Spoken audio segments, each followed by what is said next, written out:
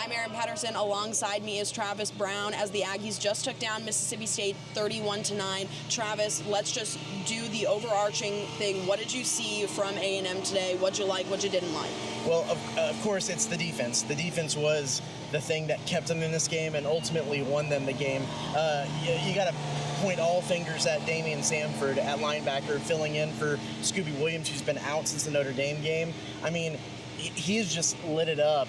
And it makes you beg the question looking forward, when Scooby Williams is healthy, what are they going to do about that position? Because they got three really good linebackers in Torian York and Daymion Sanford and Scooby Williams. He goes out there, has second highest tackles on the team, 3 tackles for loss, an interception, and then Cassius Howell goes out there and gets three sacks. He's up to 7 on the season, which is just an unbelievable feat so far in 5 games. And so the defense really stood out, and then as the defense kept them in the game, the rushing attack really jumped in and made their mark again in this game.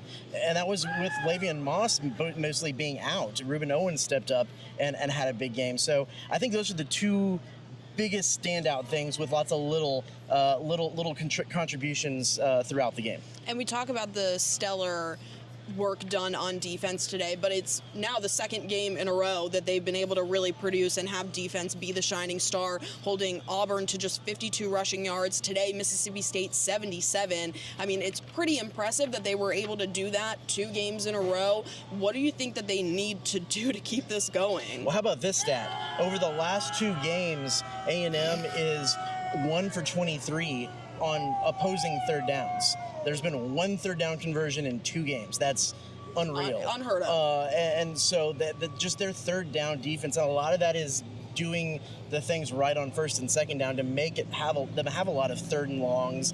That way they can get Cassius Howell rushing. They can get Daymion Sanford blitzing and getting into the backfield and disrupting things. And so I think that's the key, is that you can't let teams get good chunk yardage on first and second down. You got to keep them to third and long, and when they're in third and long, that's when Elko can really dial up some of his craziness on defense, blitz guys from different angles, do lots of things on the defensive line, and get guys in the backfield to disrupt the quarterback's timing. They've been able to do that pretty much on script for the last 2 games. The only thing that really gave A&M a little trouble defensively is on the 2 drives where Mississippi State was able to get some tempo going, and that kind of got the defense on their heels a little bit early.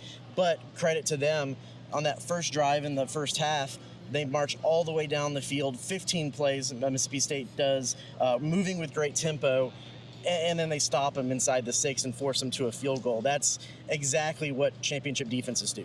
Yeah, absolutely. And then let's go to the other side of the ball, the offense here. So big problem last week was the penalties. We started to see that in the first half of this game a little bit, but then, second half they come out, they really kind of deplete those penalties, and still got a few here and there, but for the most part made up for what they did in the first half. What shift did you see on this offense to kind of stop that? Well, some of it is you kind of have to look at the kind of penalties. Now, I know coaches are going to always be mad about procedure penalties, whether it's false starts, things before and after the snap, personal fouls, dead ball fouls, things like that. But when you look at the kind of in-play fouls, A&M had a lot of more of the procedural fouls, the false starts, things like that pushed them back 5 yards instead of just a myriad of holdings that they had last week that pushes them back 10 yards, and then some of the personal foul penalties that pushes them back 15 yards. Those are kind of holes that it's really hard to dig out of. They still ended up today with 9 penalties for 66 yards, just under that 10 threshold that they've had the last 2 games. But it was only 66 yards, not 119 like it was last time. So I think there's improvement there. The kinds of penalties made it to where it wasn't insurmountable for the offense to overcome them. And then they cleaned it up in the second half. There was just a lot less penalties in the second half. And going to the post-game presser, obviously someone asked the question about what Elko was saying to the guys about the penalties during halftime. He's like, I was totally calm. And then, Craver comes out, someone asked him the same question. He's like, he was fired up. I mean, do you think that having a coach more fired up in that type of situation, but is going to play it off like he was totally calm, cool, and collected, just kind of brings a different energy. Well, I think it's interesting because I think when it comes to the state of play, it seems like maybe they were kind of calm, cool, and collected in there. But yeah, the penalties, that's going to get a coach fired up. And with the way that things were moving in that first half, it looked like it could have been even worse this game than it was in the first game, at least a number of penalties in the game. But yeah, they were able to clean that up in the second half. I think they did a really good job of a better job play calling in the second half too offensively. I think something that we'll probably end up asking on Monday that probably wasn't, a today question is just why so many deep balls on third down in the first half? Because, Marcel Reed started off, I think it was like 3 or 4 for 12 passing, but in that 3 or 4 for 12, he was 1 for 7 on balls over 20 yards. They tried to hit that over the top ball, and he just weren't finding a whole lot of success like Marcel Reed hasn't this season. In the second half, they brought it back into a lot of the short stuff, a lot of the jet sweeps like we talked about with the wide receivers that kind of opened things up on the through the middle. Then it opened stuff up for some passes around the outside. It was just a little bit better play calling for success for Marcel Reed. Yeah, this is a team that has the capability of hitting the home run, but they can also win games by hitting double after double after double after double. I think they did that a little bit better in the second half than trying to swing for the fences so much.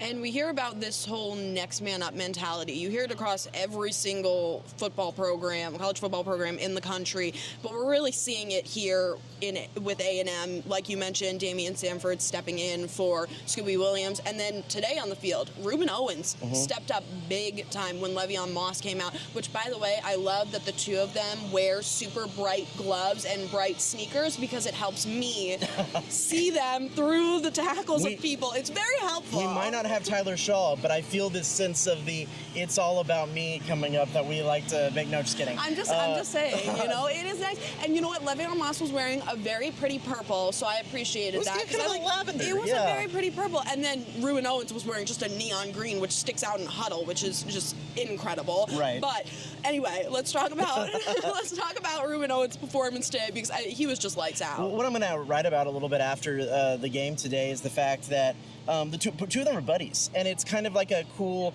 camaraderie they've built, not only just being buddies because they have classes together, but also the fact that they've kind of been able to encourage each other. Like, both of them are guys who are behind guys who are really good on this team with Scooby Williams and Daymion Sanford and Le'Veon Moss and Ruben Owens, and they kind of had this relationship where they were encouraging each other, like, hey, it just takes one play, you got to be ready, stuff like that. And then Sanford, of course, has been kind of doing this for a while, but for them both to have really big games today, of course, Sanford finishing second in tackles, the interception. Ruben Owens had 140-something yards on the ground.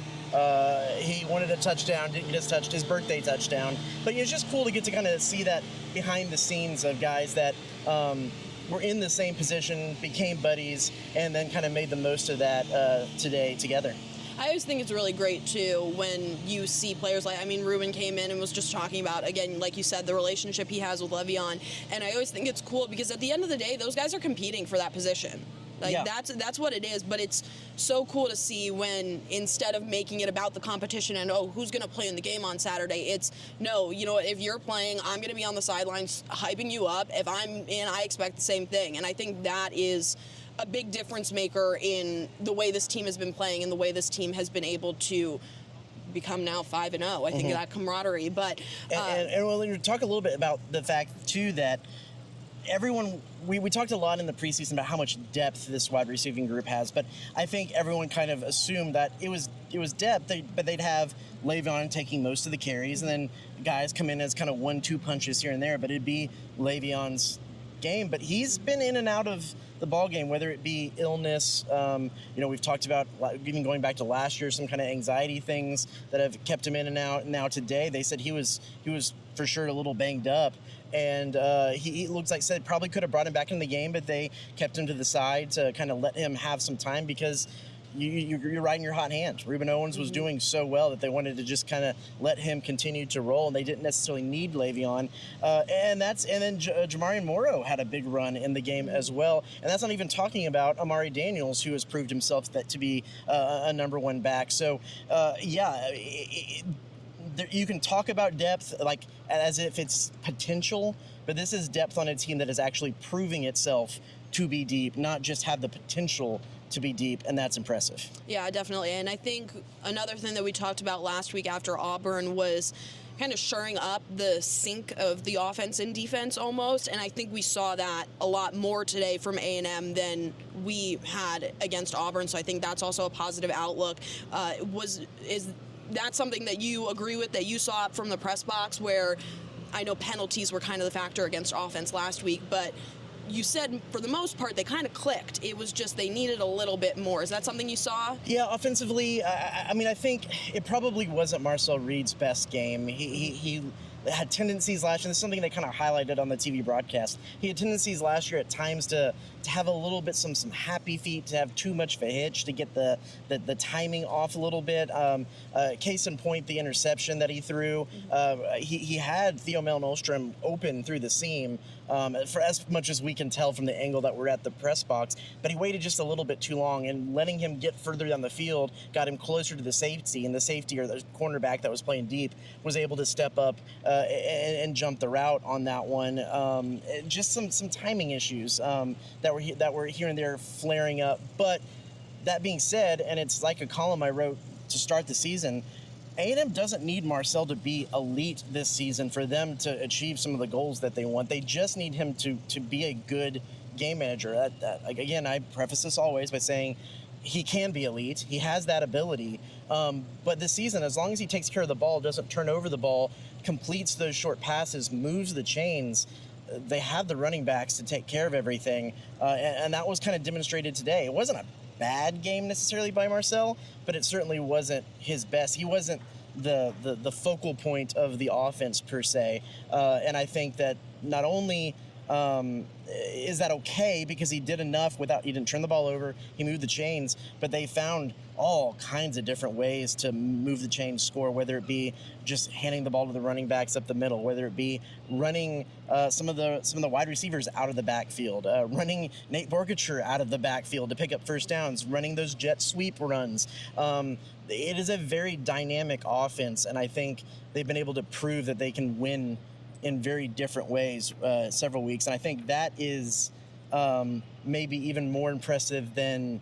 clicking per se, is that even when things don't click, they can find a different way. Yeah, absolutely. So any other trends, notables, players that stood out to you today that we haven't touched on yet? Well, I think you have to talk a little bit about Mario Craver and getting he said those guys played hard. He likes guys on that team, but he said it was special to score a touchdown when he got that end around score from 7 yards out. And so, it's always a little bit of a storyline when these transfer guys can go back and play, and especially when he said to start the season, he said in his quote was, they weren't utilizing me enough. A&M sure has found ways to utilize. They at times almost think they tried to overutilize him a little bit today with some of those deep pass attempts, but Mario Craver definitely had a standout game. And then Casey Concepcion, we all thought he was going to be the guy to come in and be that like bell cow number one receiver, get the most targets, get the most yards. And he hasn't necessarily been that, but he's been like the clutch guy. The guy that when they need a big score on third down, when they're inside the red zone,